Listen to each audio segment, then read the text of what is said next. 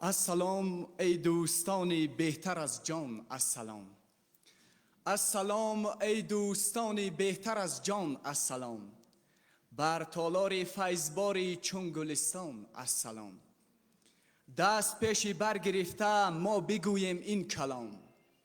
دست پیش برگرفته ما بگویم این کلام. نوری دیده تاج سر خوش آمدیتان. السلام. سلام عرض می نمایم خدمتتون مهمانان گرامی، مادران و خواهران ارجمند. با کمال شادمانی و از صمیم دل جشن فرخنده روز مادر 8 مارس را که نشانه صمیمیت و احترام و گرامی داشتی اهل جامعه به شخصیت زنان و مادران می باشد، به هر یکی شما شادباش گفته. برایتان تنصیحاتی و خاطر جمعی، شادی و نشاط، سعادت و فرحمندی، فیض و برکت عمر و در فعالیتتان کامیابی ها را تمنا داریم. تجلیل روز مادر در آغاز فصل زیبا منظر بهار نازنین از بزرگی سرشت زنان و مادران بشارت می دهد. اصلا دنیای زن مادر بهارستان گلفشان زندگی است. مادر محور خاندان و آرامش جان می باشد. نخست برای تبریکات بانوان ارجمند سخن بر رئیس شورای منطقوی شیعه امامی اسماعیلی والا حضرت آقاخان برای تاجیکستان محترم خمارکوف خوجمیار داده می شود. مرحمت است.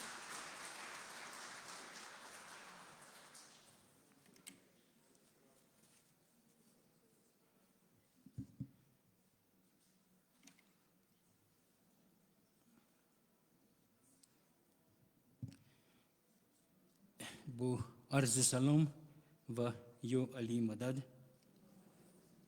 مادران، خواهران و دختران عزیز، محترم نظیر امی بگزودان، معاون رئیس ولایت مختار کوهستان بدخشان، من همه شما که مقدس جماعتخانه و مرکز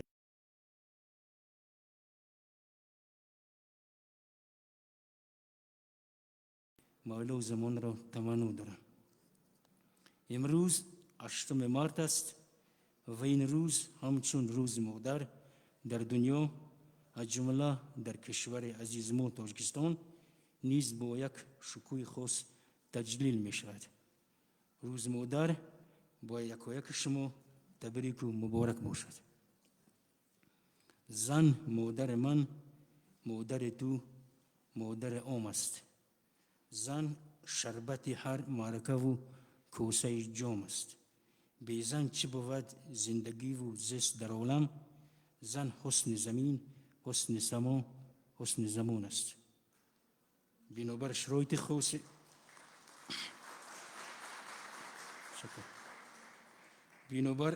خاص این عصر و این نسل، زن امروز با زن دیروز فرق دارد. زن تاجیک امروز با شکرانه استقلالیت و دولت ملی دارای صاحب جایگاهی ویژه شده است. زن تاجیک امروز با علاوه مظهر یک مادر خوب، خواهر خوب، دختر خوب، همسر خوب بودن، همچنین نمونه یک شخص مسئول و فعال در جامعه نیز هست.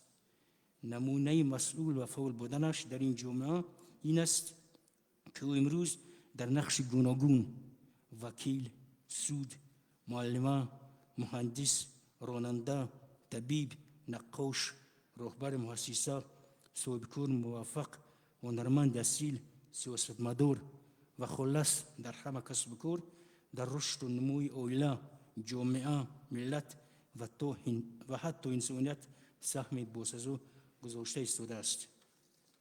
بسیار بانوان امروز در نقش وکیل دفاع و سود در دادگاه ها حامی مردان می شوند و مرد بیگناه محکوم به جزا را آزاد می نمایند و مردان مخالف قانون را هرچند قوی ترین در درون خنک مرد روزگار باشند به دادگاه می کشند و به سزای اعمالشان میرسانند. بانو امروز در نقش یک طبیب حاذق می شود و بیمار خود را که ممکن است مرد باشد در آن حال رنجور، عاجز و ناتوان در می‌یابد و با صلاحیت علم، دانش، تجربه و کسب خود به آن کس درمان می‌بخشد و به این وسیله قادر بودن یک بانو را تحقق می‌بخشد. و همچنین بانو امروز در دایره قانون‌های جاری در نقش یک صاحبکار در کانون مردان موفق به نظر می‌رسد.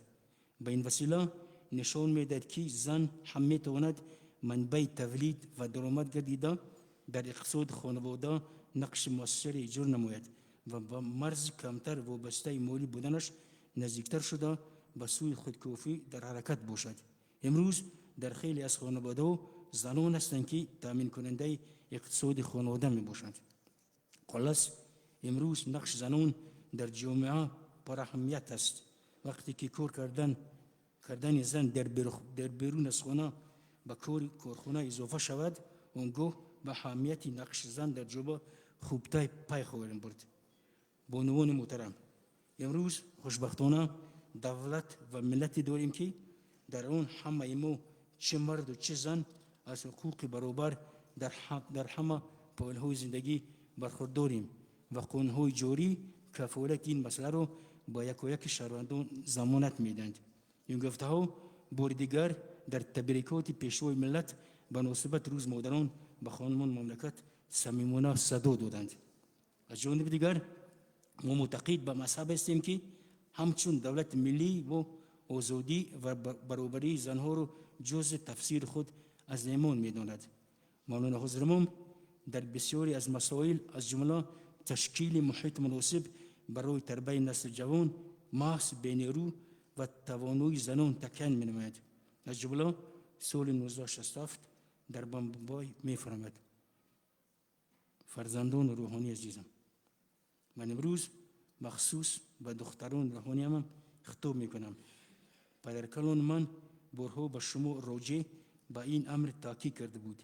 بکوشید تا خانواده‌های شما در محیط مناسبی زندگی کنند، فرزندان شما درست تحصیل نمایند و ضمن رشد و کمالاتشان سنت‌های خوب و عادت‌های نیک را به آنها تعلیم دید.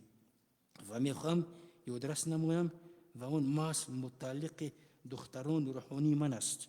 من مسئولیت بزرگ پیشرفت جماعت به خصوص پیشرفت فرزندان روحانی نورس، جوان پسران و جوان دختران را به عهده آنها می‌گذارم. می‌خواهم دختران روحانی من برای برآوردن این امر تمام امکانات خود را به کار برند تا فرزندانشان درست تحصیل کنند و برای زندگی شرایط مناسب داشته باشند.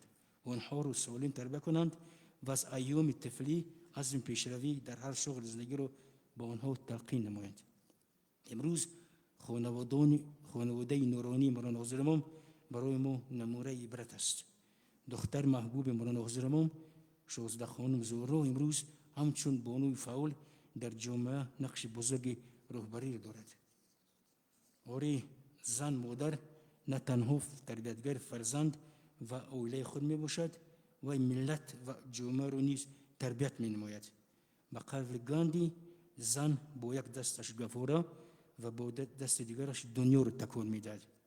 امروز به نمایندگی از مردان از نام خود و از نام سازمان‌های جماعتی مولانا حضرت امام در تاجیکستان یک شما را و در سیمای شما مادران این ملت را بر روز سعید مادران تبریک و تهنیت میگویم و برایتان برای کار پیروزی روزگار و سعادت خانواده را آرزو می‌نمایم. روز مادر مبارک بود. سلامت باشید.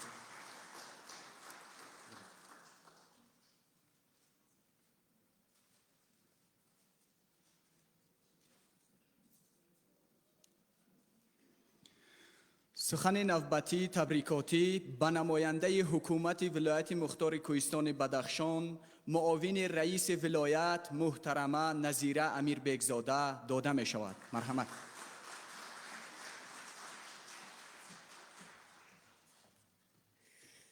تشکر زیاد جماعت مولا یا علی مدد. میخواستم تبریکات خود را از سخنان پیشوای معظم ملت پرزیدنت جمهوری تاجیکستان، اساسگزار صلح و وحدت ملی، پیشوای ملت امام علی رحمان اوید به مرتبه یا منزلت زن مادر گپ زنم. پیشوای ملت میگوید مادر بزرگترین وجود روی زمین است. زندگی از نفس گرم او آغاز می‌گردد. ما وجود مقدس مادر را از اولین لحظه های حیات تا دم واپسین فراموش نمی کنیم، چون هنگام نشاط و شادی و غم و اندوه زندگی همیشه با ما هست. در حقیقت اجازت فرمایید همه شما بانوان نهایت گرامی قدر، مادران عزیز، خواهران عزیز و گرامی قدر، من از نام خودم همچون معاون رئیس ولایت، همچون مادر، همچون خواهر، همه شما را و در سیمای شما کل بانوان جمهوری تاجیکستان و ولایت مختار کوهستان و بدخشان را به این صحنه بسیار هم مبارک، صحنه بسیار هم فرخنده و صحنه بسیار هم نصرت آور روز مادر صمیمانه شاد باش گویم و به خاندان یکایک شما آبادی، سعادتمندی و خوشروزی و خوشحالگی تمنا دارم. در حقیقت همه ما و شما میدونیم که امروز مقام و منزلت زن مادر در جمهوری تاجیکستان خیلی بالا رفته است و همه ما و شما میدونیم که هنگامی که سال 1999 پیشوای معظم ملت یکمین فرمان را با مقصد بلند برداشتن منزلت زن مادر در جامعه، فرمان پرزیدنت جمهوری تاجیکستان در این سمت تهیه و به تصویب رسید و در دایره فرمان پرزیدنت جمهوری تاجیکستان بسیار کنسپسیا ها، استراتژیا ها، برنامه های دولتی و برنامه های سوهوی تهیه و قبول گردیدند و در این راستا نه تنها مقام و منزلت زن بالا رفت، در این راستا زنان و بانوان تاجیک به تمام کارهای دولتی و جمعیتی جلب کرده شدند. و همه ما و شما میدونیم که امروز در ولایت مختار کوهستان بدخشان زیاده از 13,000 بانوان، جوان دختران در تمام ساحه‌های خواجگی خلق مملکت فعالیت خوب دارند و خوشبختانه هر باری که زن در هر کجایی که کار میکند، پای کار میکند، در آنجا آبادی است، در آنجا خوشبختی است، در آنجا نیکنامی است. و ما بانوان به خصوص بانوان ولایت مختار کوهستان بدخشان از آن سرفراز هستیم که امروز ما در ساحه‌های خواجگی خلق نه تنها به تربیت فرزند، نه تنها به آباد نمودن خانواده، حتی در تمام ساحه‌های خواجگی خلق مملکت امروز فعالیت خوب داریم و خوشبخت از آن هستیم که امروز دولت و ملت تاجیک چنین امکانیت و چنین ارزانی را به ما عطا نموده است. و من همچون زن خوشبخت از آن هستم که امروز در پهلوی من بانوانی فعالیت میکنند که ما در یک جایگی میتوانیم نه تنها سیاست دولت و حکومت را راه اندازی میکنیم، بلکه در کارهای جمعیتی، در جماعت، در جامعه بسیار پیشرفت هستیم. و میخواستم پیام تبریکاتی معاون رئیس مجلس ملی مجلس عالی جمهوری تاجیکستان، رئیس ولایت مختار کوهستان بدخشان محترم یادگار فیضوف را به سهم شما بانوان نهایت گرامی قدر رسانم و در این تالار بغیر از بانوان جوان مردای هم هستند که اینا را هم مادر تولد کرده است، اینا هم همسر دارند، دلبر دارند، خواهر دارند، دختر دارند.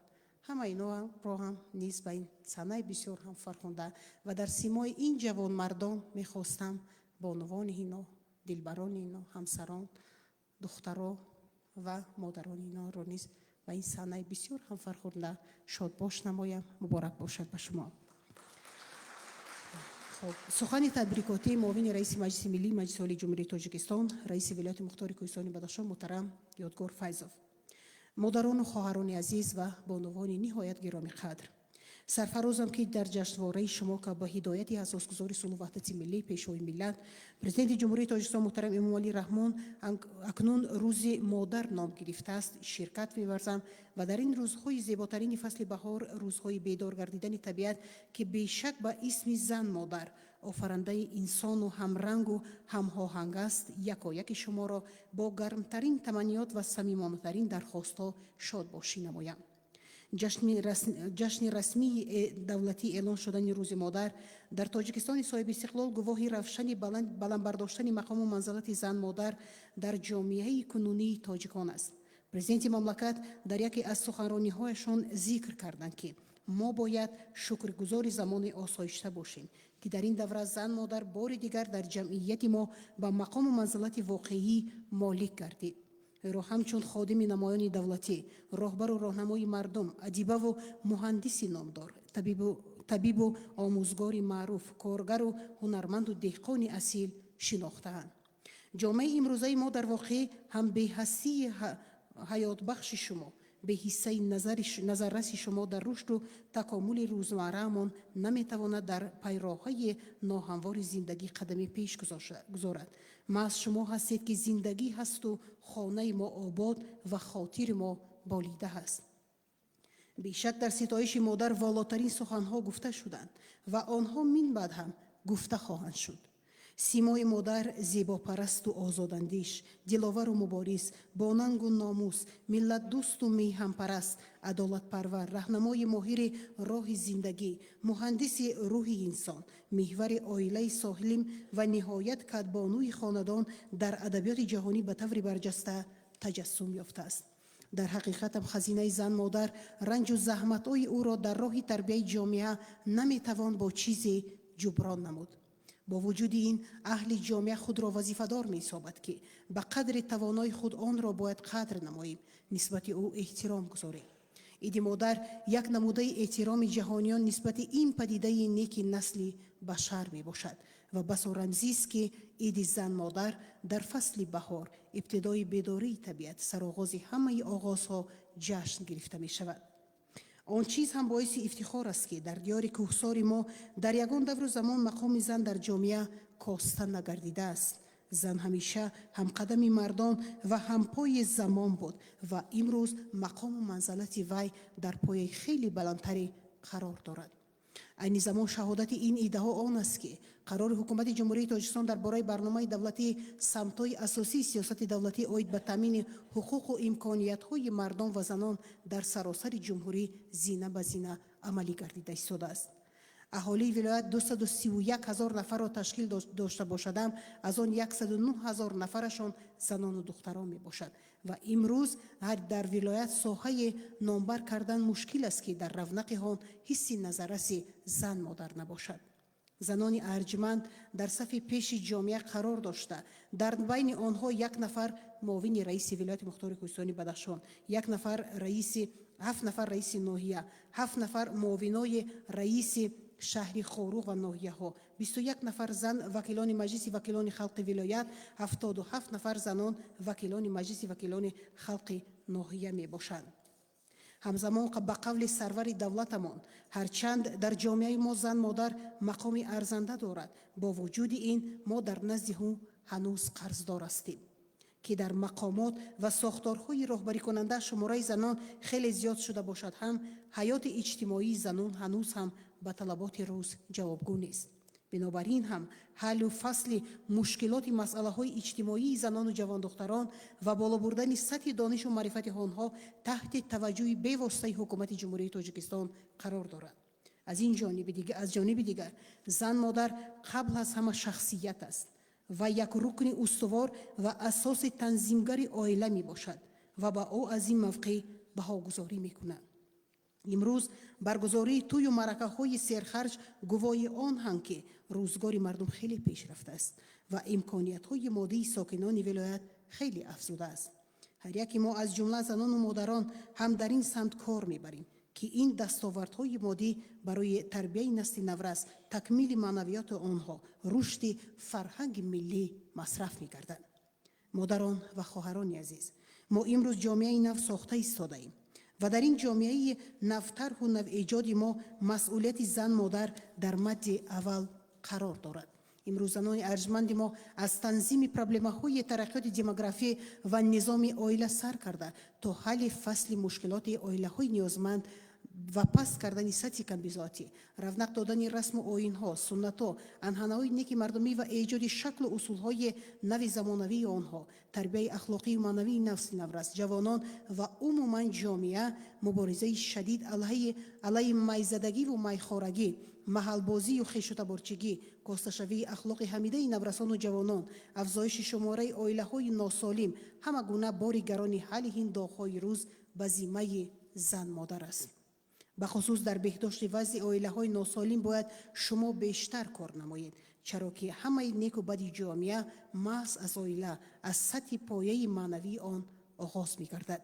در برابر این هر یک زن که آبادی وطن و خاندان خود را می‌خواهد، باید پیش از همه برای تازه و آزاده نگاه داشتن مکان زیست، خانه و حوله، کوچه و شهر، دهه و ناحیه خود کوشش به خرج دهد، زیرا زن چراغ خاندان، معرفت افروز عائله و توانبخش زندگی هست. پایداری و سالم بودن عائله، محیط عائلوی، موجودیت نظام و سطح بهداشت روزگار در هر یک خاندان به سطح فرهنگ و معرفت زنان علاقمندی ناگسستنی دارد. مادر صاحب معرفت صاحب فرزند و عائله سالم و صاحب زندگی شایسته است. شاید پیوندگر نسل‌ها و زمان‌ها امروز و فردای جمعیت و بهترین صحیفه کتاب زندگی هستید.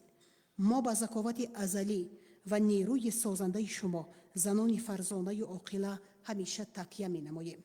اطمینان کامل دارم که شما در برابر بجا آوردن رسالت اصلی خود، تحکیم استوار گرداندن خاندان، تربیت شایسته فرزندان بهار و صاحب معرفت، وطن دوست و خودآگاه، سازنده و بنیادکار، اینچنین با زحمت و تشبس‌های پیگیرانه خود در رشد اقتصاد جامعه و علم و فرهنگ سهم باسزایی می‌گذارید.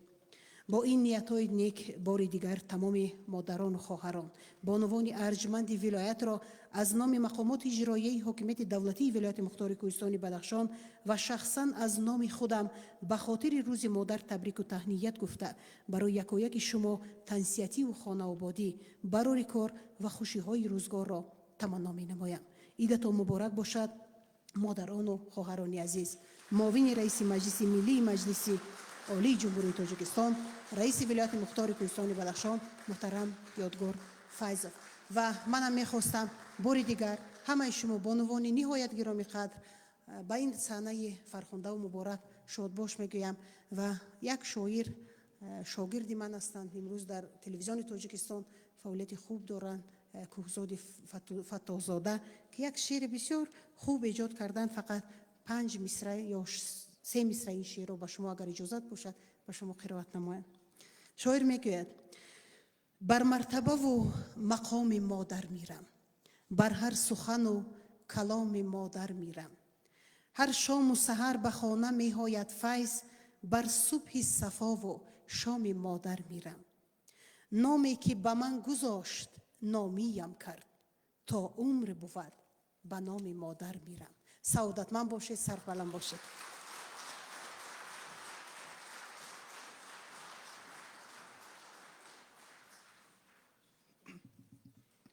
سخن بر رئیس انجمن طریقه اسماعیلی و تعلیمات دینی در تاجیکستان محترم پروانه فروخزاد داده می شود. مرحمت.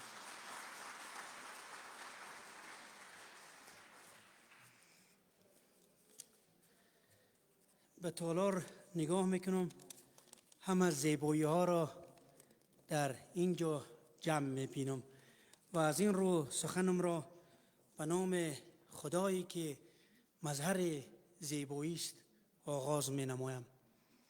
این الله جمیل و یحب الجمال. خدا خودش زیبا هست و زیباها را دوست می دارد.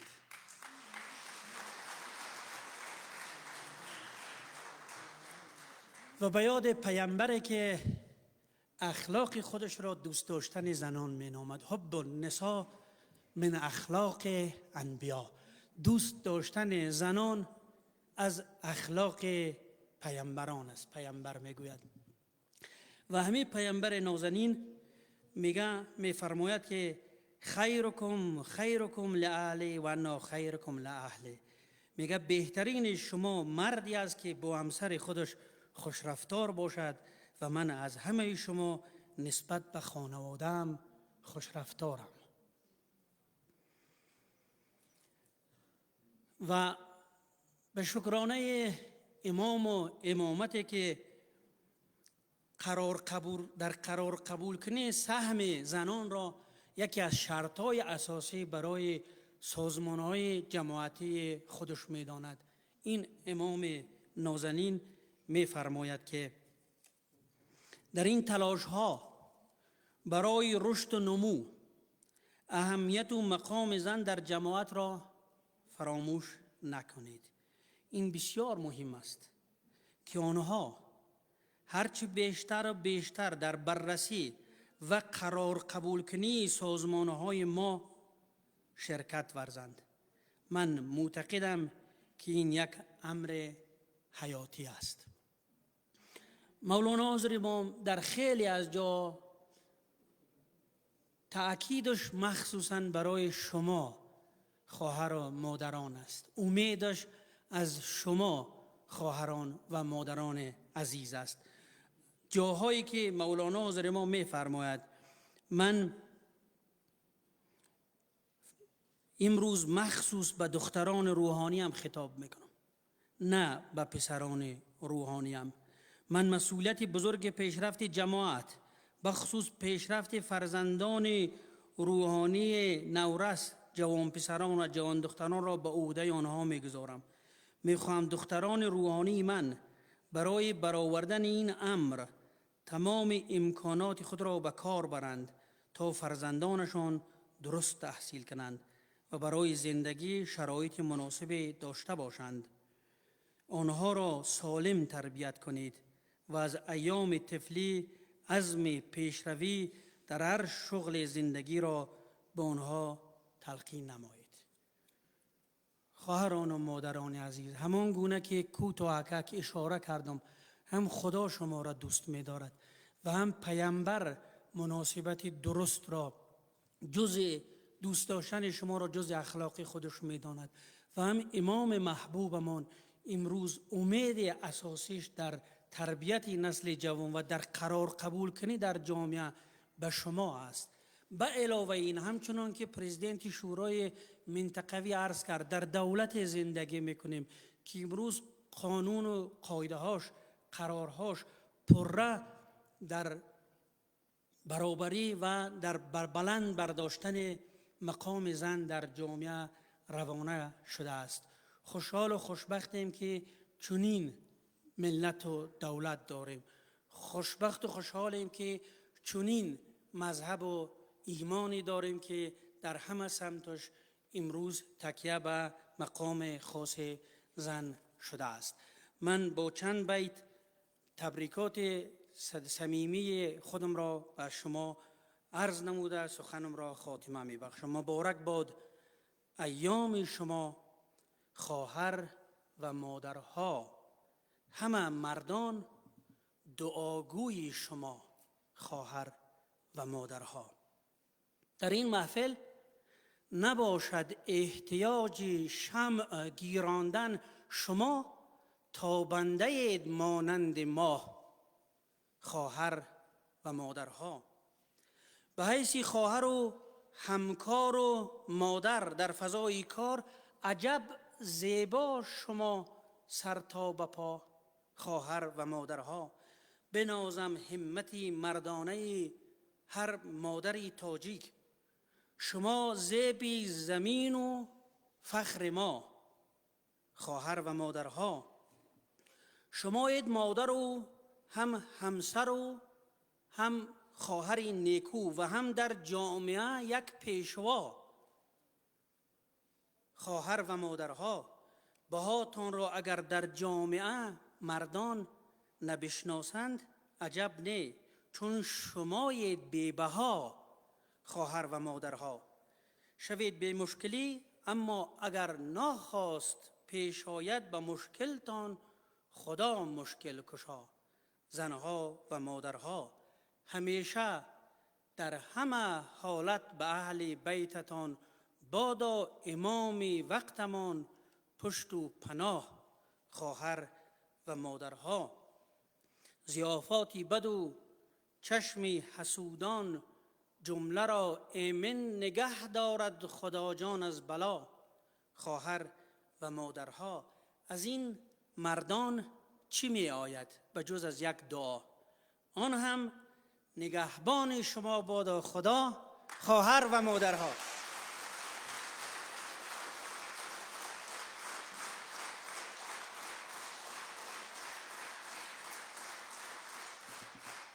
تشکر مخصوص خودم را به محترم رئیسه نظیره اپا میرسانم برای شما، مخصوصا تبریکات مخصوص باشد. تشکر. سلامت.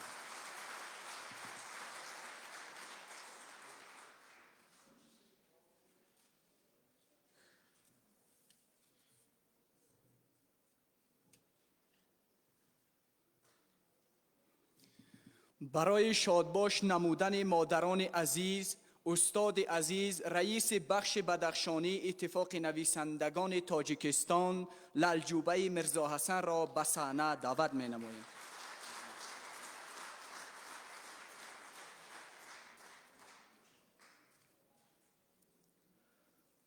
مادران و خواهران عزیز، حاضرین گرامی، من اولا همه شما را به خاطر این روز مقدس، چه برای مردان، خواهران، زنان تبریک میگویم و آرزو دارم که همیشه خوشبخت باشید، همیشه زینت بخش زندگی و جماعت ما باشید.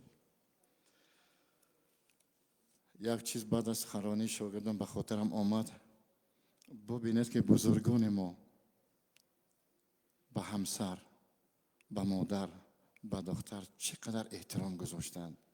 یک قصه است درباره حضرت علی و همتون میدونید، فقط یک پرچه را گفتنیم. حضرت علی امیرالمومنین در لحظه قرار داشت که بیبی فاطمه همسرها نفسهای آخری میکشید و بعد از چند این دنیا را پدرود میگوید. هر دو با هم در صحبت بودند و هر دو با هم عهد و پیمان بستند، شرط گذاشتند.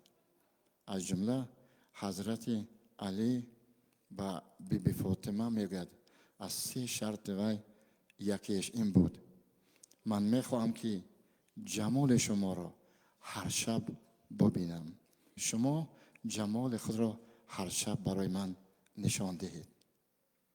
ببینید چه محبت است، چه احترام است، چه مناسبت است، چه بزرگی است که مادر دارد، همسر دارد، زن دارد. سال 1940 مشکل ترین ساختمان در تاجیکستان ما ادامه داشت. این ساختمان راه دوشنبه خارق بود و در قطار مردم به آر ناموس بدخشان ما، مادران ما، خواهران ما شانه به شانه ایستاده کار کردند و همه ما میدونیم قسمت از اینا حتی صاحب اردن لنین شد. بزرگ هست مادر، بزرگ هست قلب مادر. من یک حکایت رو میخواستم به شما، یعنی این یک حادثه واقعی است. 27 let в коме. این واقعه به نزدیکی در امارات متحده عرب به وقوع آمده است. مادر منیره با پسرش عمر سوار ماشین میشن که عمر 32 ساله بود. وقتی که رفته ایستاده بودند در کوچه، مادر حس میکند که حاضر صدمه رخ میدهد. از پیش اتوبوس پر آدم آمده ایستاده بود. مادر حس کرد، چون که دل بزرگ دارد. و وقتی که نزدیک آمد، مادر فهمید که اکنون ماشینا به هم بر میخورند که فرزند 32 ساله را در کنارش گرفت و بالای او را پوشاند با اندام خودش. ماشین ها چپه شدند. عمر از سرش اندکی زخم گرفت. مادر همان زمان بیهوش شد. او را به طبابت خانه بردند. بعد از آن به لندن بردند. با برگشته آوردند به امارت بخارا. صحت نشد. سالها میگذشتند ولی مادر نفس میکشید. بعد امارت به او مبلغ کمک کرد و او را به آلمان فرستادند. 11 جراحی را از سر میگذراند. سال 27 بود و عمر میگه شب من با دکتران کسالخانه دیگر که علاج نداشتم، از بیماری و از نیم مادری اذیت میکشیدم، آوازم بلند شد که چرا شما کاری کردن نمیتونید، چرا مادرم رو به هوش آوردن نمیتونید. آوازم بلند شد. همین وقت میگه من دیدم که مادرم جنبیده ایستاده است. من میگه دویده رفته دکترها آوردم، گفتم که من دیدم که مادرم جنبیده ایستاده است. گفتن که نه، یگان دگرگونی نشده است. آواز من بلند شد. دکترها برآمدن. همین وقت میگه من آواز شنیدم که نام مرا میگرفت. دویدم پیش مادر که او با زبان پست میگفت عمر عمر. همین طریق این مادر از نو به هوش آمد. اکنون بینید فرزندش 32 ساله است، برای مادر فرق ندارد. فرزند پرپیچ باشد، در گهواره باشد یا موی سفید باشد، برای وی همیشه فرزند است. و بزرگی بینید اینم وی واقعی است. من وقتی شما بسیار نمیگیرم از تمام میکنم. این واقع در گازیت ایزویسته چاپ شده بود در شهر مسکو. پدر مادر یک فرزند داشتن، همگی یک دختر بود. 8 ساله بود. تا سن 8 سالگی کسلی عصب داشت. هیچ چیز رو فرق نمیکرد. پدرش کار میکرد در جای یک بانفوذ، مادرش هم. با همه جا مکتوب نوشتن که به ما کمک کنید. باری پدرش در اینترنت میخواند که نفر به اون نوشته است که در یک شتات امریکا یک دکتر سن سالش خیلی رفتگی یک کلینیک شخصی داره، همونجا کار میکند، شاید به شما کمک کرده تواند. پدر و مادر این دختر 8 ساله میگیرند و میبرند. در همین گازیت ایزویسته صورت این دخترک بود، 15 ساله شده بود و بسکتبال بازی میکرد. میبرند میگه یک سخنان پدر دیگه. پیش دکتر در اومدیم، قصه رو نقل کردیم. با هر دوی ما میگه دور دراز نگاه کرد و ما همه خیلی فکر کردیم که این دکتر پول زیاد میخواهد. ما گفتیم ما برای من دختر ما اینقدر ذخیره کردیم پول که ما میتونیم شما رو با سمالیات سوار کرده گرد این دنیا شما رو سیر دیم. وی خست و گفت که نه، برای اینکه من دختر شما رو صحت کرده میتوانم. همه وقت میگه مادر از جا میخزده با آواز بلند میگه چی خوشبخت هستم من. و میگه این دکتر میگه میباشد به همسرم خیلی دور و دراز نگاه کرد. آخرش گفت یک راه هست. برای اینکه دختر شما تباه شد، من باید مغز شما رو، عصب شما رو جراحی کردم، مغز شما رو به جای مغز وی گذارم که الکی خشک شده است. و شوهر دمیده پیش دختر میرد میگه که این کارو نکنید، چون همسر از دست رود که میداند دخترم زنده میماند، من چیکار میکنم در این دنیا. مادر همان زمان قلم به دست میگیرد و روی کاغذ مینویسد من راضیم که همین کار کنید. همین استال جراحی آوردن، 2 نفر خواباندن. نیم ساعت جراحی گذشت، یک وجود همیشگی خاموش شد. این وجود مادر بود. وجود دویم به حرکت آمد، این وجود دختر بود. برای بزرگی مادر یک قرصک شد. سلامت باشد. سری زانوی تو جای سرم بود، 2 چشمت در سمایم اخترم بود. مرا آن زندگی گوهرافشان بود، در آنجا گوهر من مادرم بود. من عطسه زدم تو مادر غم خوردی، من عطسه زدم تو مادر غم خوردی، عالم غمی داشت غم عالم خوردی. شیرینی عمر تا شود بر کامم، شیرینی زندگانی را کم خوردی. دوتا شد پشت تو از بار دنیا، دو چشمت بود همچون آب دریا. ز پایم خار با مژگان کشیدی، با پای خود خلیدی خار صحرا. در بزرگی، در روی این بزرگی، این مادر بازم پستی فرزند می ایستد. یک نویسنده میگه وقتی که مادر ما جوان است، ما تمام زیبایی طبیعت در زیبایی مادر میبینیم. وقتی که مادر ما سال خورده می شود، با یک آینه مانند می شود که ما زندگی ما را در اونجا می بینیم. موی سرش سبز سفید است، برای چی؟ نور چشمش کم است، برای چی؟ قامتش خم است، برای چی؟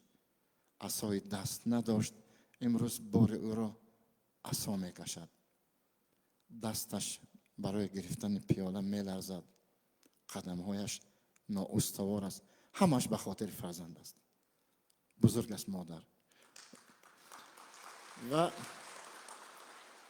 برای فرزندان مادر را عزیز دارد. مادر مقدس است، مادر بزرگ است. میگن از کمبوده هم باید تجربه گرفت. این واقع در سوریه شد سال 2016 و تمام روزنامه های دنیا چاپ کردند. مادر در مصر زندگی میکرد و فرزندش به گروه های برای ما و شما معلوم شامل شد و رفت. مادر یک ماه پسرش رو جستجو میکنه، آخرش به اون میگن که در فلان جا هست. مادر که یعنی پوری خاک و چنگ در روی مویش شتگی بود، ولی ماندگی رو حس نمیکرد. پسرش را از دور میبیند و با آواز بلند گریه میکند.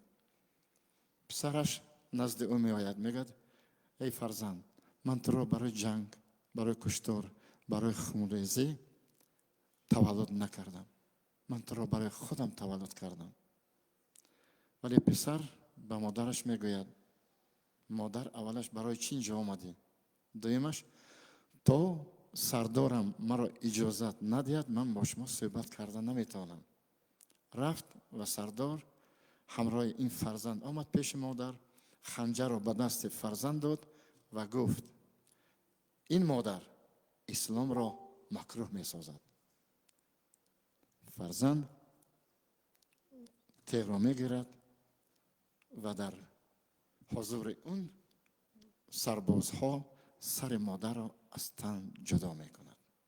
سر مادر خودش. و میدانید این همون صحنه بسیار عجایب است. ما یک شعر نوشتم و نمی خوانم. سر مادر اول بالای زانویش می افتاد، بعد به زمین می افتاد. این همان زانو بود که سر فرزند همینجا بود و امروز فرزند خونشور کرد، این سر را در سر زانو خودش مون بدغم دید. مادران بزرگ، خواهران بزرگ، من یک بار دیگر از نام خودم، از نام شعبه بدخشانی و اعضایان آن شما را با افتخار این روز بزرگ تبریک میکنم. همیشه برای ما فرزندان، برادران سربلند باشید، خوشبخت باشید. یک روزم در گوشه دلتان غم را نبینید. سربلند باشید.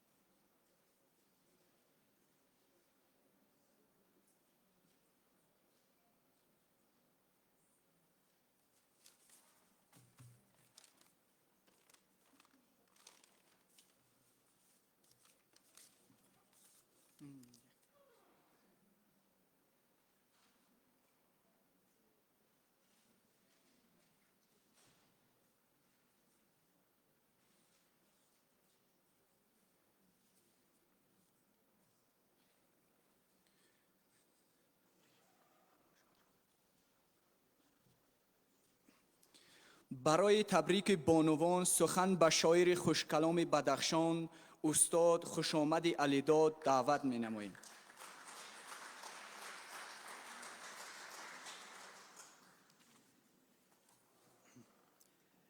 ای هدیه خدا، به خدا دوست دارم، همچون خدای در همه جا دوست دارم.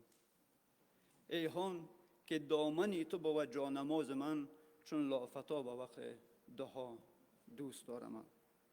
بعد از فنا به هیچ نجویم به زیر خاک، روی زمین به عشق بقا دوست دارم. همایان بود جشن فرخنده شما مادران کوهستان.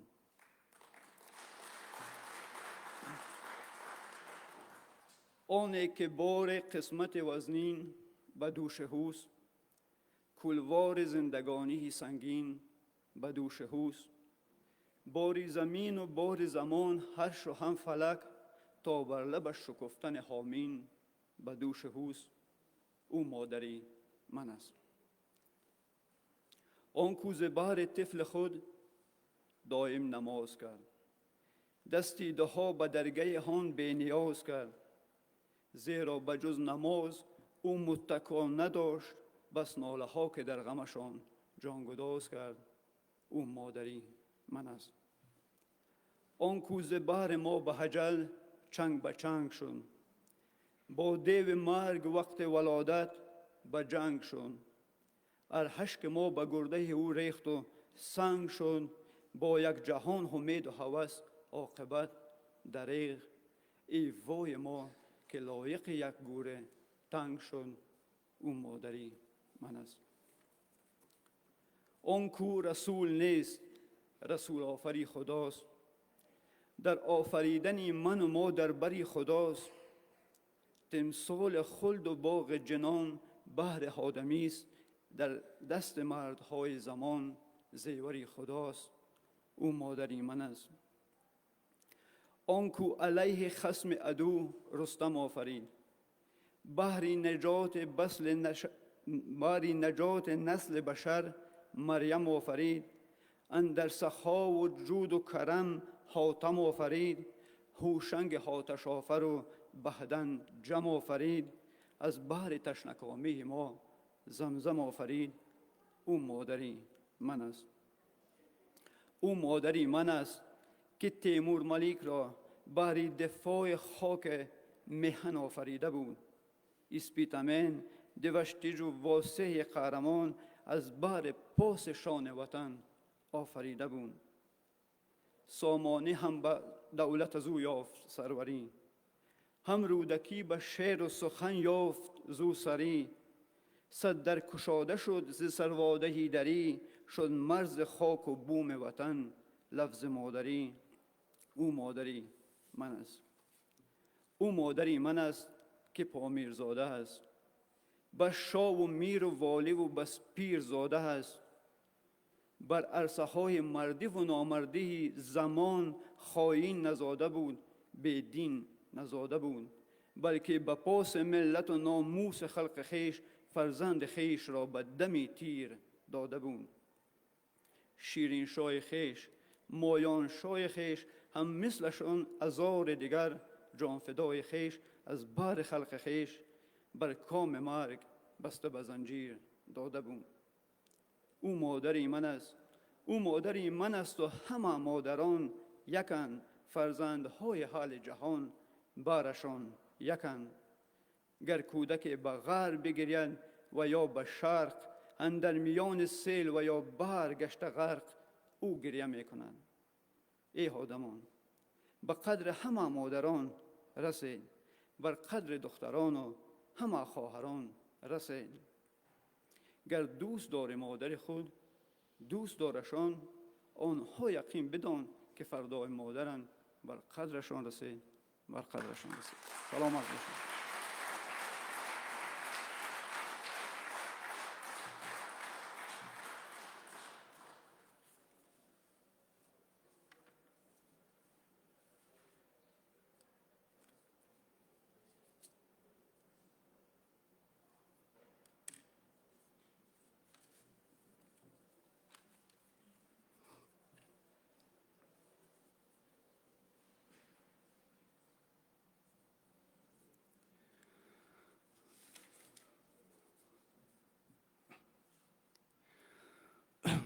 حالا باشد سخن را برای تبریک نمودن تحفه‌های خاطروی به پرزیدنت شورای منطقوی امامی اسماعیلی والاحضرت شاهزاده آقاخان برای تاجیکستان خماریکوف خوجامیار داده می شود.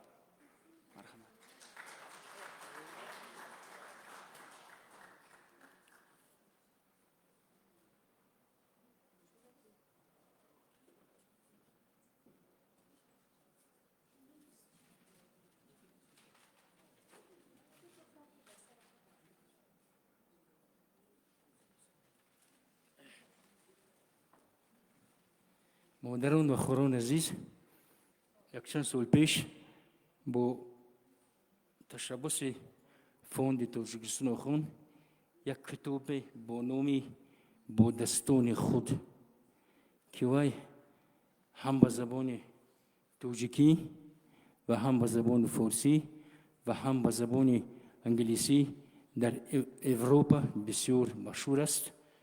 باور کنید بسیار سیاحانی که از امریکا و از اروپا طلبگار همین کتاب هستند. نرخشان بسیار گران است، نشرشان بسیار با صفت بلند است و ما امروز فکر کردیم که تحفه بهترینی که برای ما، برای خواهر و مادر داده میتونیم این کتاب است. این دست شما است، دست مادران ما است، در خانم است که ما چنین یک طعم‌های با مزه و با لذت که تیار میکنیم و اون در جهان مشهور است. یک کلمه خود نوشخوفا امروز در همه جهان معمول است. ما این تحفه رو به آدمان مخصوص روز تقدیم میکنیم.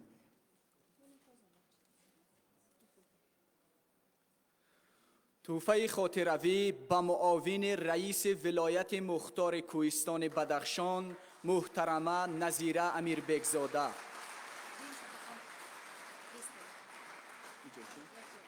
بهترین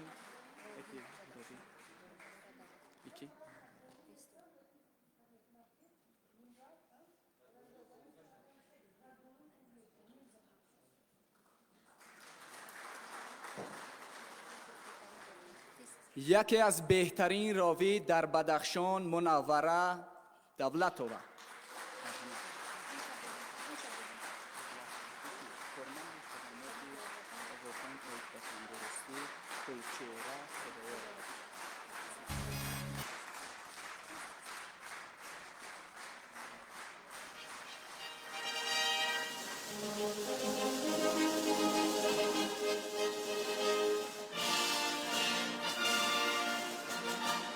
کارمند خدمات آقاخان آید به تندرستی گلچهره خدایارова.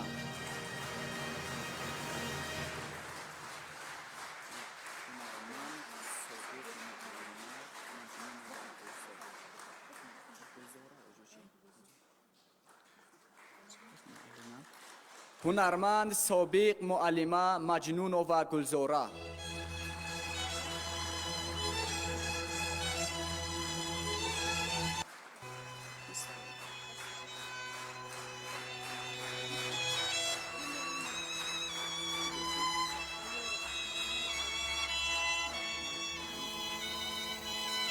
معلمه کلان دانشگاه دولتی شهر خاروغ الیارova مسعوده. مرحمت.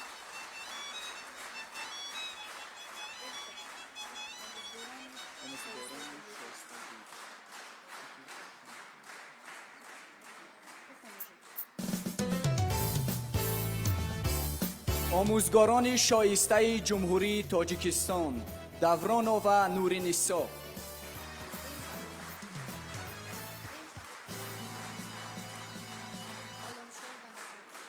غلامشاه و نظربخت.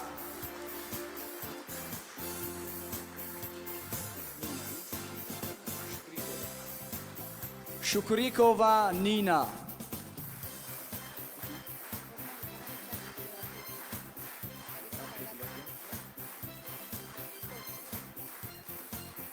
کارمند فرهنگ تئاتر ولایتی شریفه دولتبکووا.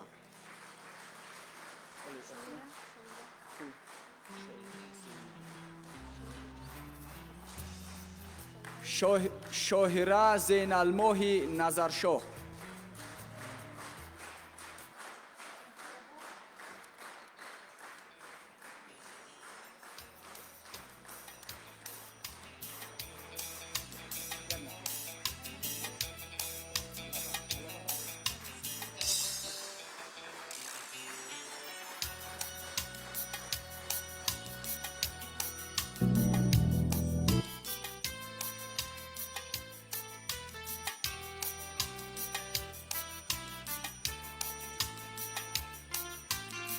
حالا باشد برنامه فرهنگی آماده نموده هوسکاران ناحیه های شغنان و راشقله را پیشکشتون میگردونیم. مرحمت پذیرا باشید.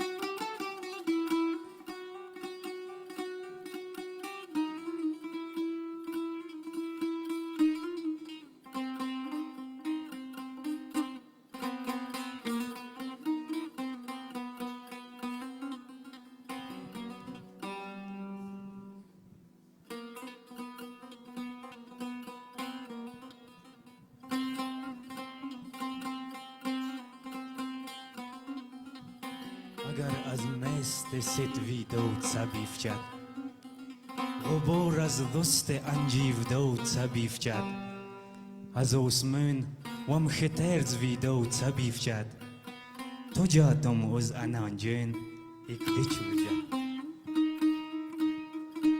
زمسته مس بهار چیداد سبیفچد یه خیل 100,000 چیداد سبیفچد از osmön وم خطرز ویدود سبیفچد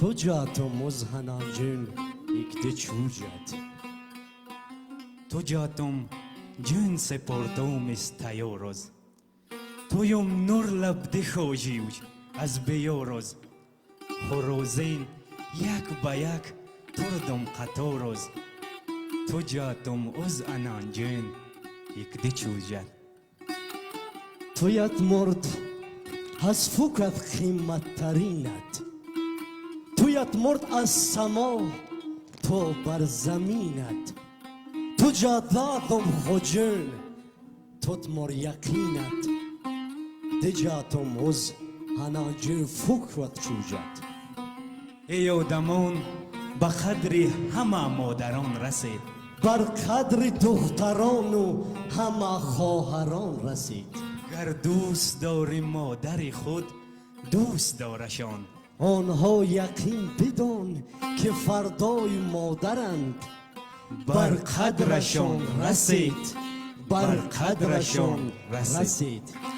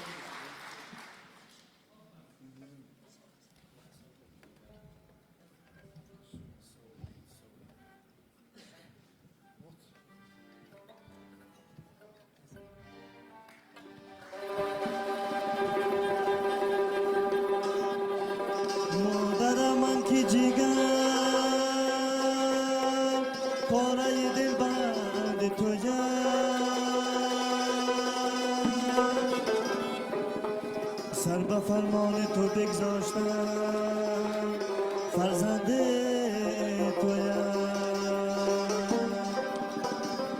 سر به فرمان تو بگذاشتم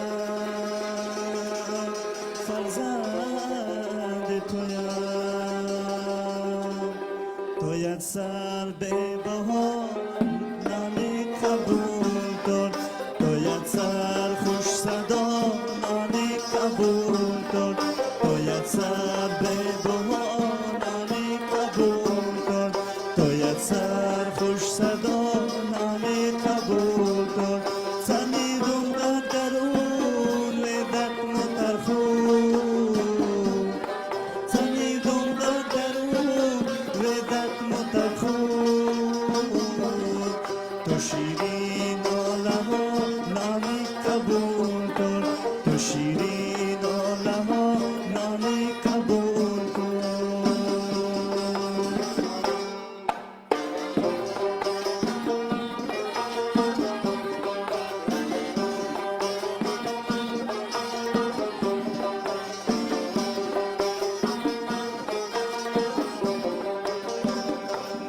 چه در روزام و کل کش دوستی که خون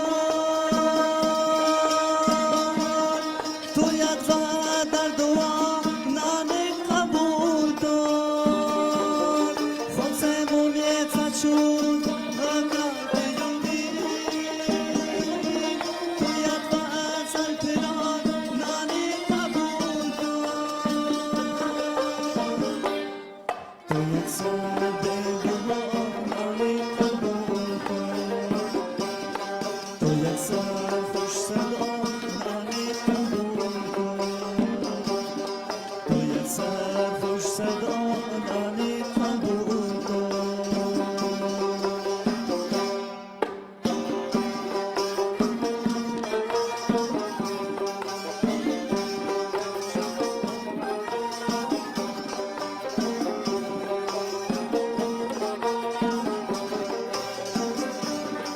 بزرگین دلت واقع مثلم بیخ کن زیر پا نامی قبول کن تو ایم من دینار مازم تو از چون سخن چون از سما نامی قبول کن تویت سر به بها نامی قبول کن تویت سر خوش صدا نامی قبول کن تویت سر خوش صدا نامی قبول کن خود سمومیت چود بکرد یومی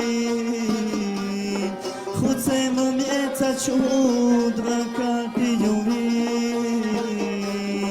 تویت و در دعا نامی قبول کن تویت و در دعا نامی قبول کن تویت و در دعا نامی قبول کن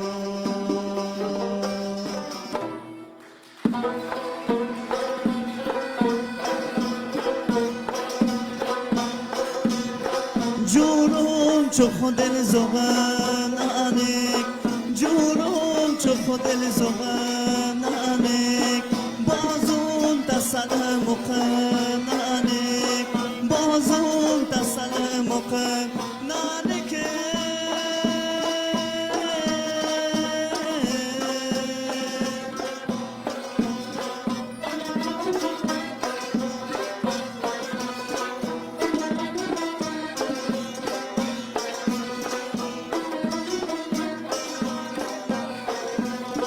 مشمت تویز تا قیامت مشمت تویز تا قیامت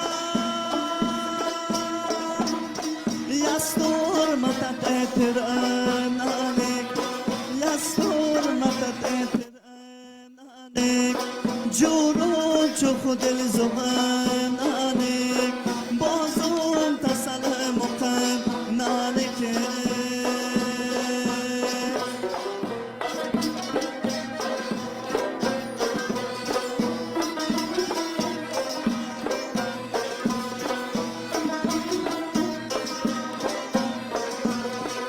عرصه دسل خوچک ورق دیر عرصه دسل خوچک ورق دیر قلبم بزبن کنه نانیک قلبم بزبن کنه نانیک جورم چو خودن زغن نانیک بازم تسل مقم نانیک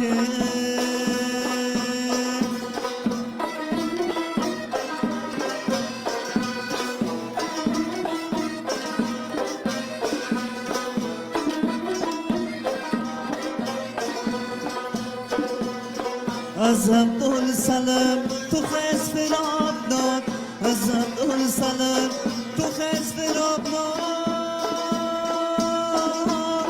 نور از غر در سلام نانیک نور از غر در سلام نانیک جونم چو خودن زغن نانیک بازون تسل مقام نانیک بازون تسل مقام نانیک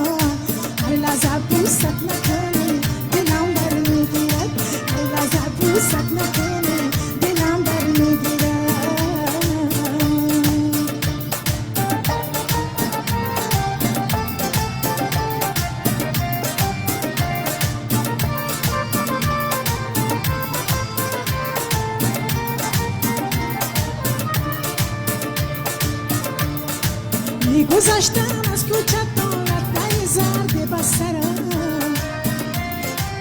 خواستگارا روا بکن دیگه به پیش مادرم وقتی که من آزاد شدم هر شب بگیرم خبرم گرفته تویت نکنی دلم در میگیرد شما بمویت نکنی دلم در میگیرد شما بمویت نکنی دلم در میگیرد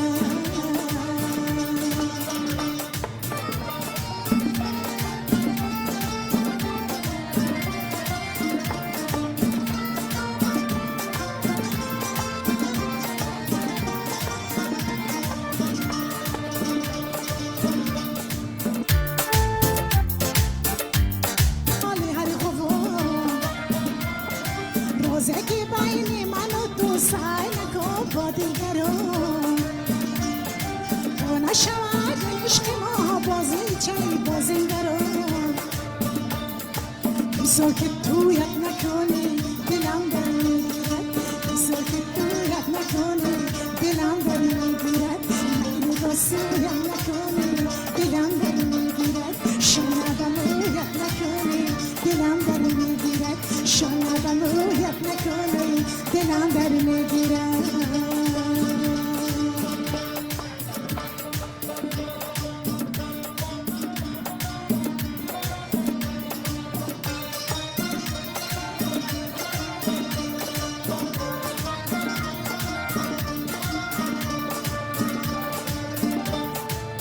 گذشتم از کوچکان لطه زرد بستران خواستگاران را بکن دیگه به پیش مادران وقتی که من نازا شدم از شبگیم خبران گرفتم تویت نکنی دلم در میگیرد شنبم رویت نکنی دلم در میگیرد شنبم رویت نکنی دلم در میگیرد شنبم رویت نکنی دلم در میگیرد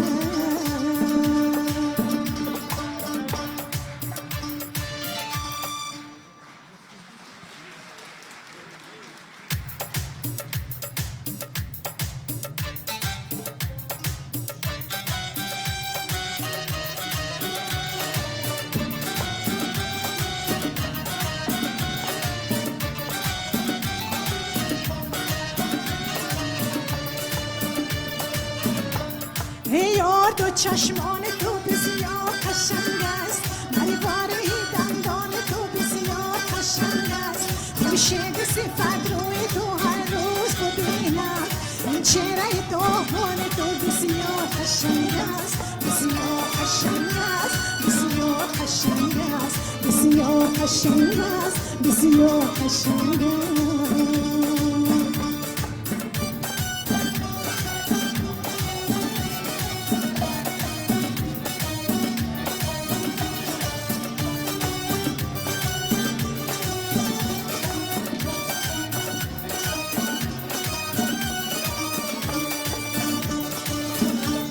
ای تو که جوانی شکری مثل میانی در باغ غزلهای دلم خیل و خیانی در خلوت تلخی غزلم شعر و ترانه ای یار تو شیرینی هم گل شمالی هم گل شمالی هم گل شمالی ای یار تو چشمان تو بسیار قشنگ است مرگاری دندان تو بسیار قشنگ است خورشید صفت روی تو هر روز ببینم این چهره داغان تو بسیار قشنگ است بسیار قشنگ است بسیار قشنگ است بسیار قشنگ است بسیار قشنگ است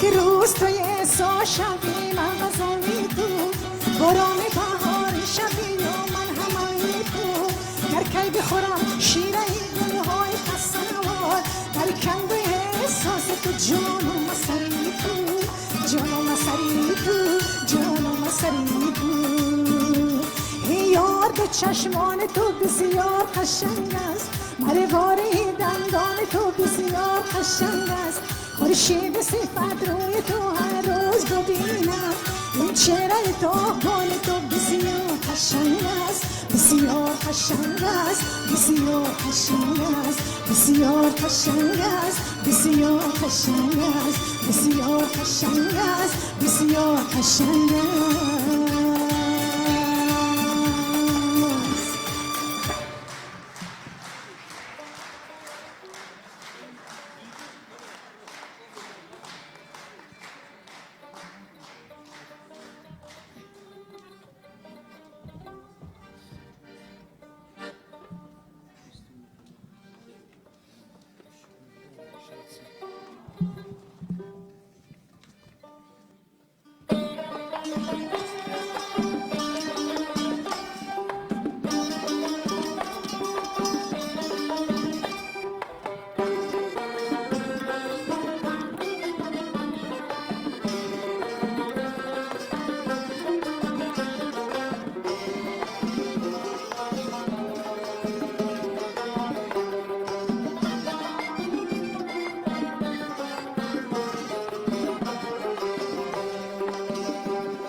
زلیخای عزیز یوسف با بازار آمده است یوسف با بازار آمده است به خبر آنجا مرا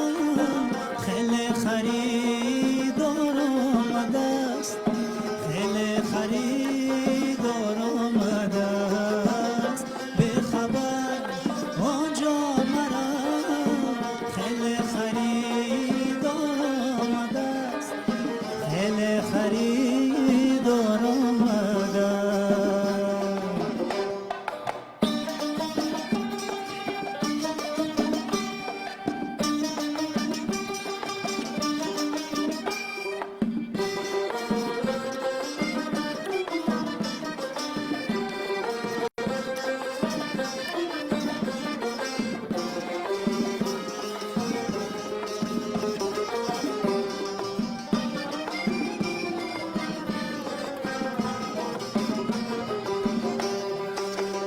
گر بدانی معنی دلتنگی یعقوب را، گر بدانی معنی دلتنگی یعقوب را، از فراق یوسفش بر گریه ناچار آمده است، بر گریه ناچار آمده است. ای زلیخای عزیز یوسف به بازار آمده است، یوسف به بازار آمده است. به خبر آنجا مرم خیلی خریدار آمده است، خیلی خریدار آمده است.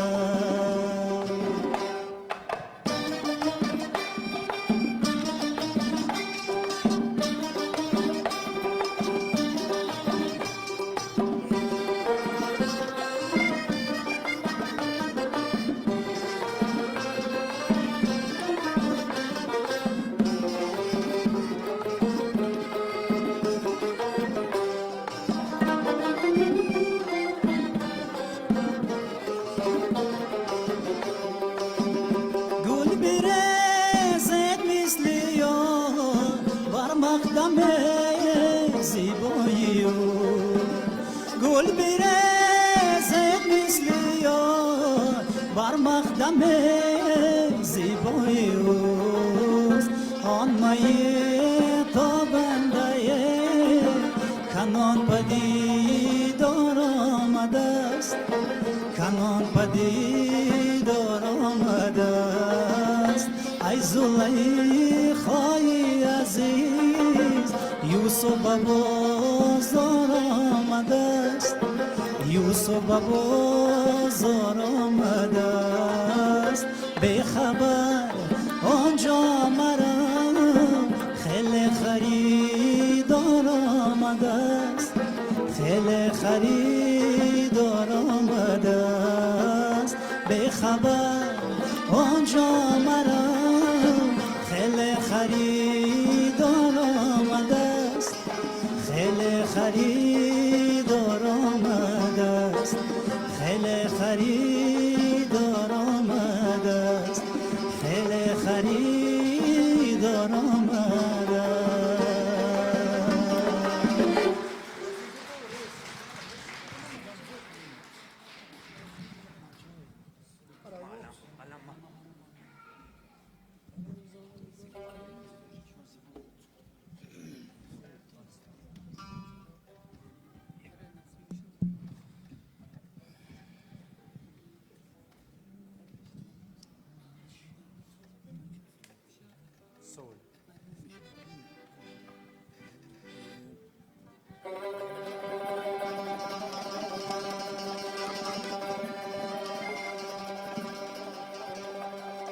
اگر نظاره گل می توان کرد، وطن در شهر خود می توان کرد. مرا با پاکی دامان نمادران قسم، به اشک دیده نمناکی یتیمان قسم، به اشک دیده نمناکی یتیمان قسم. دو موجود ز هستی گرامی تر است، یکی میهن و دیگرش مادر است، یکی میهن و دیگرش مادر است. به شامی غریبان قسم، به صبح یتیمان قسم. تو موجود هستی گرامی تر است، یکی میهن و دیگرش مادر است. یکی میهن و دیگرش مادر است.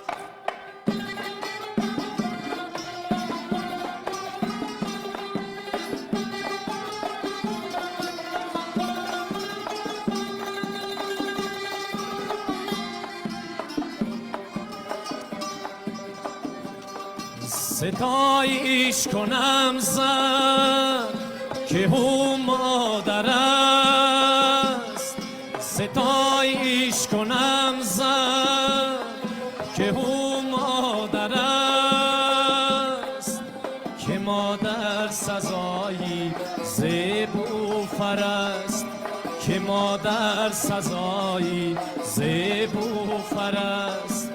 دو موجود هستی گرامی تر است، یکی میهن و دیگرش مادر است.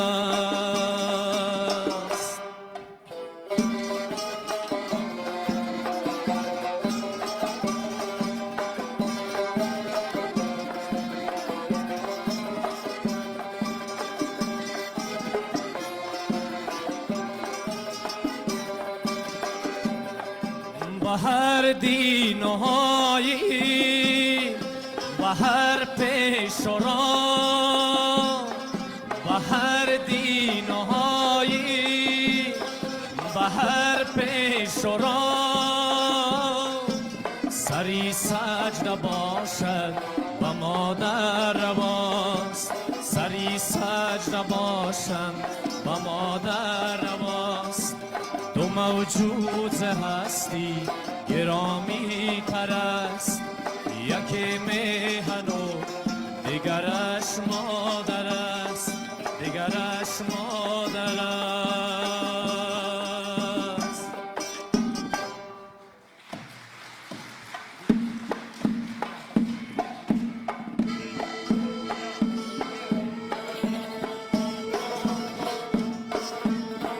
Şupen vastanay, naki khopats lalay. Şupen vastanay, naki khopats lalay. Bekar نیست چای، نانیک تو یک کوکای. bekar نیست چای، نانجه تو یک کوکای.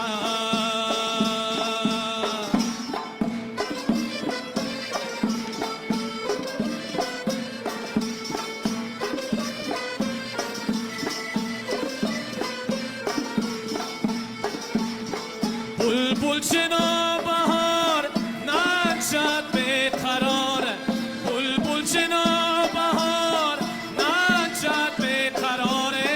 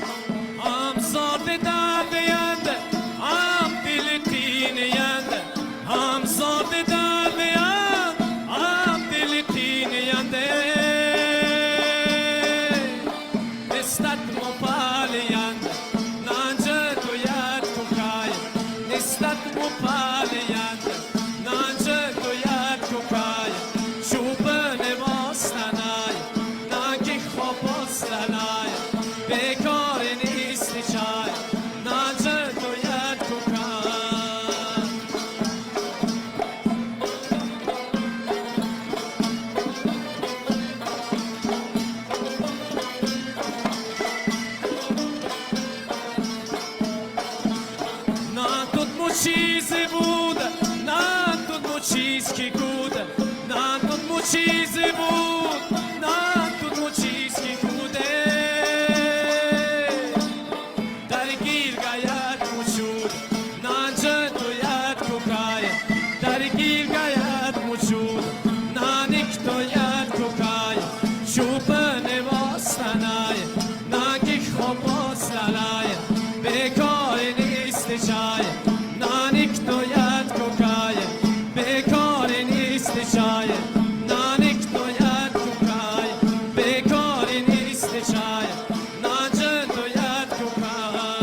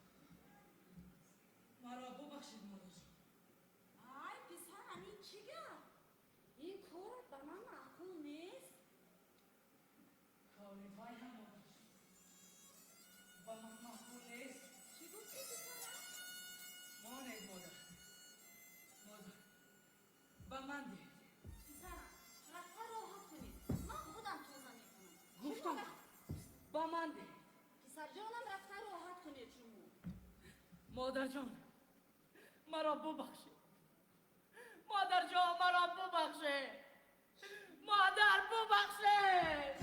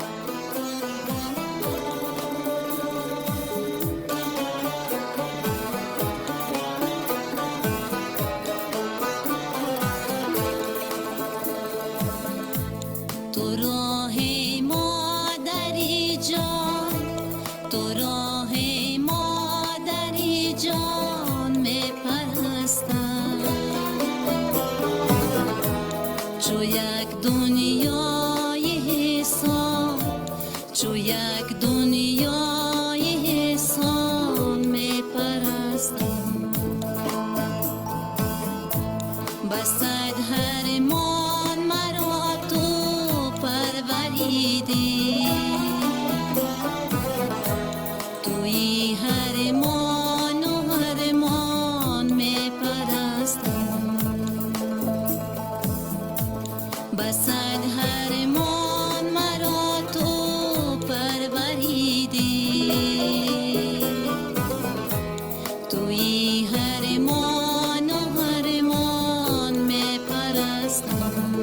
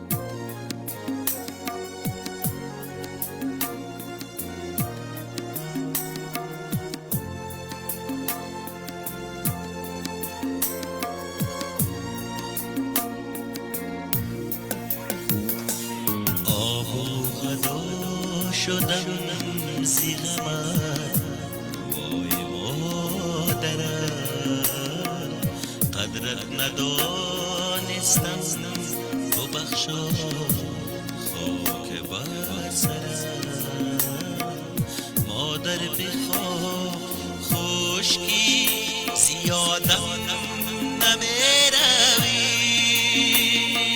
جانم فدای روی تو مزید مبارکت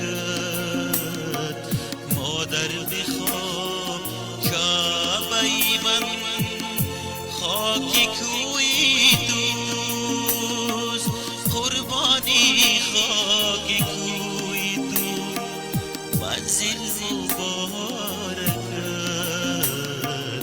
آب و هدا شدم زی غمت آی مادرم قدرت ندانستم ببخشا خاک بر سرم وای مادرم خاک بر سرم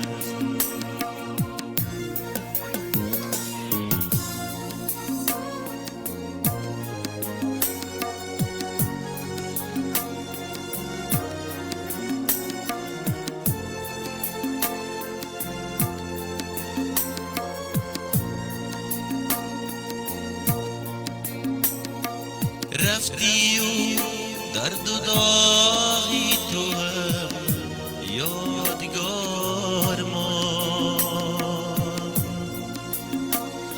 صد حسرت است و در دلی امیدوار ما بلبل کشی در رنجو گلستانی عاقبت بلبل کشی در رنجی گلستانی عاقبت گل را سوار بود و از او بر خار موند آب و هدا شدم زی غمت وای مادرم قدرت ندانستم ببخشا خاک بر سرم وای مادرم خاک بر سرم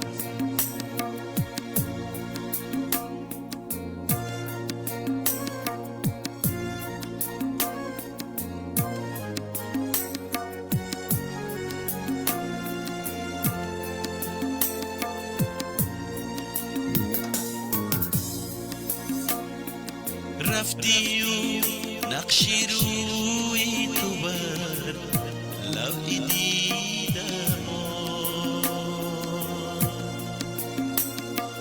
رفتی و داغی تو بدلی غم کشیدم چون خم شدم کی پایی تو بوسم بایری داد رفتی و خامتی منی غمگی خمیدم آب و هدا شدم زی غمت وای مادرم قدرت ندانستم ببخشای خاک بر سرم وای مادرم خاک بر سرم وای مادرم خاک بر سرم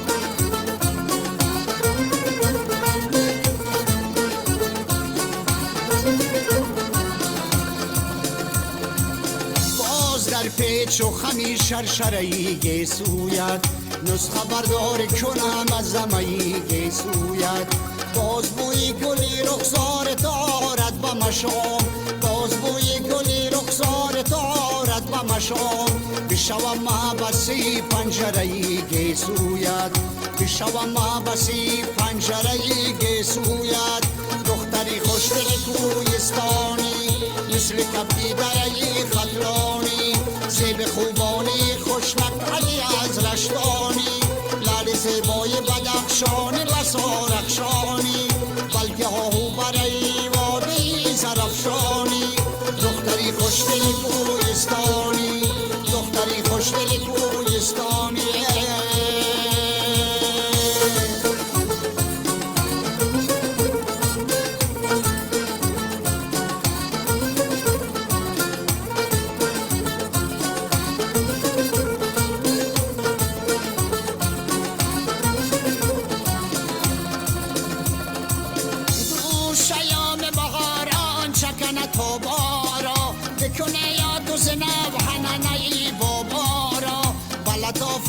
نزاکت به ملاحت بخرام دلکشا بار هنر شور بده دل آرای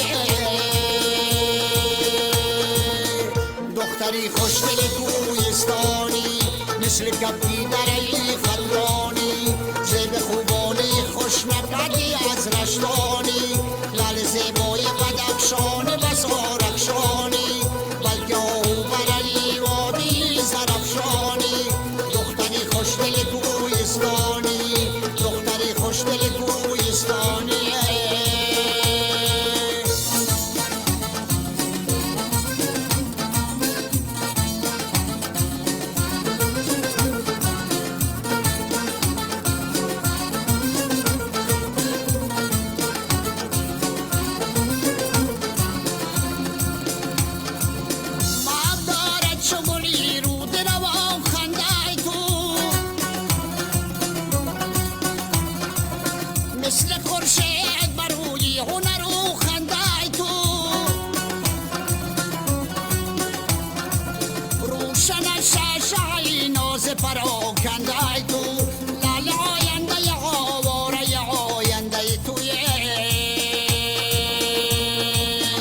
دختری خوشدل کوهستانی مثل کبی درهی خطرانی زیب خوبانی خوشمقعی از رشتانی لال زیبای بدخشانی بسار اخشانی بلکه آهو برای وادی زرفشانی دختری خوشدل کوهستانی دختری خوشدل کوهستانی دختری خوشدل کوهستانی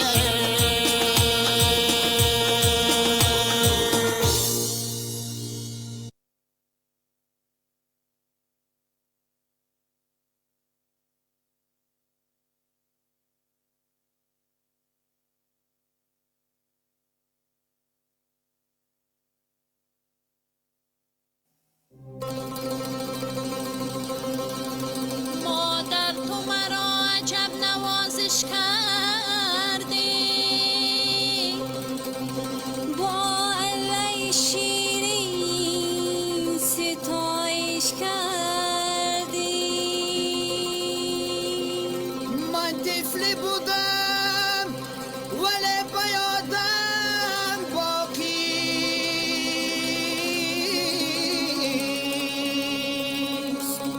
با من تو چو با خدا نیازیش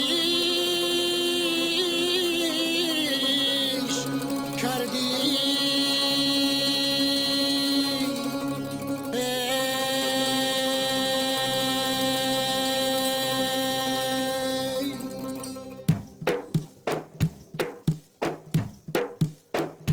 ابر و باران منی ای مادر جان و جانان منی ای مادر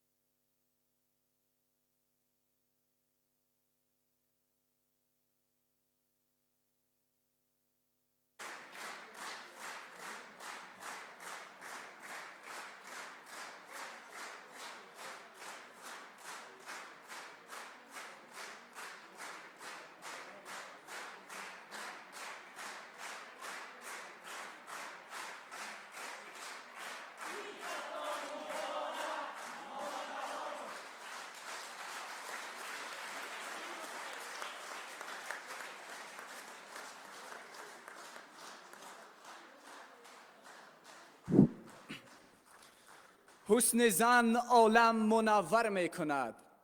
حسن زن عالم منور می کند. زلف زن عالم معطر می کند. حرف زن چون شهد از گل می چکد. حرف زن چون شهد از گل می چکد. زندگی را شیر و شکر می کند. در آخر تمنای آن را داریم که زنان و مادران همیشه با حسن و لطافت خدادادشان همیشه جهان آرا باشند و با آفریده های دستان معجزه‌کارشان روزگار ما را به گلستان واقعی مبدل گردانند. مادران مهربان و دلسوز، زنان پاکسرشت، خواهران عزتمند، بار دیگر شمایان را به مناسبت عید بین الخلقی زنان و جوان دختران 8 مهر تبریک و تهنیت میگوییم. سربلند و خانه آباد باشید.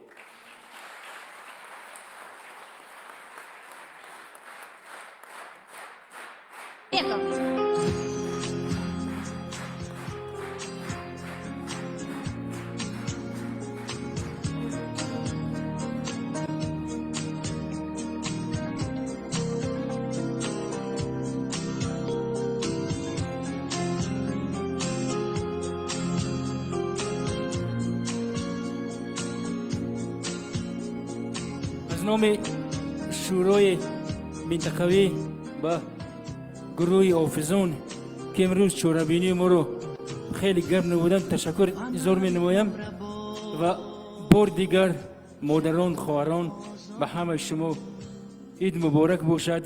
انشالله در پناه مولا زمان باشید. همه وقت سلامت باشید.